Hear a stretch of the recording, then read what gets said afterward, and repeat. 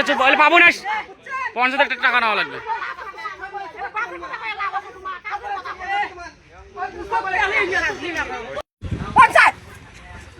তোমার কি বাবার ঘরের টাকা পুতুল পাতন করেন দিতে? আমি এভাবে 500 নিবো না, ওই একবার নিলে আমি একবারে নেবো।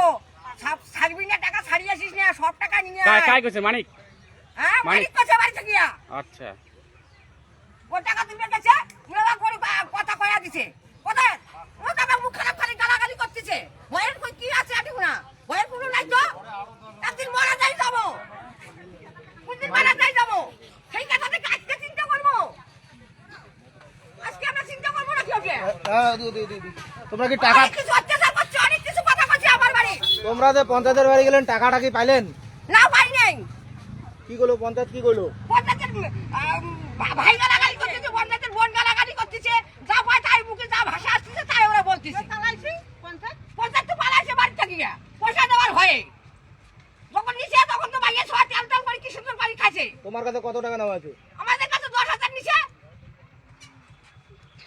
এখন বলতেছে বলে কি পরের টাকা গু খাইছেন, হ্যাঁ খাইছেন, টেন খাইছেন, ওর বোন বলতেছে, ওর ভাই বলতেছে।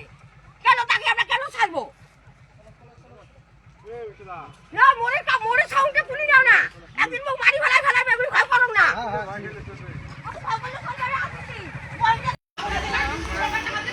তোমরা পঞ্চায়েতের বাড়ি কিসের জন্য আসছেন? হ্যাঁ এটা এসে তোমরা কোন কিসের জন্য আসছেন? টাকা নিছে কি, কত কোটি টাকা নিছে? 10,000 করে নিছে। কি ব্যাপারে টাকা নিছে? ঘর বাবার টাকা নিছে, তাহলে কি টাকা রিটার্ন চান? তোমরা কি পঞ্চায়েতের হাতে টাকা দিছিলেন নাকি?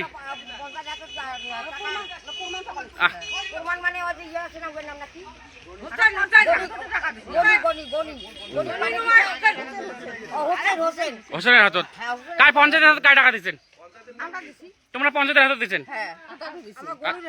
আচ্ছা তোমরা কার হাতে দিচ্ছেন? পঞ্চায়েতের হাতে দিচ্ছেন, মানিকের হাতে দিচ্ছেন। আচ্ছা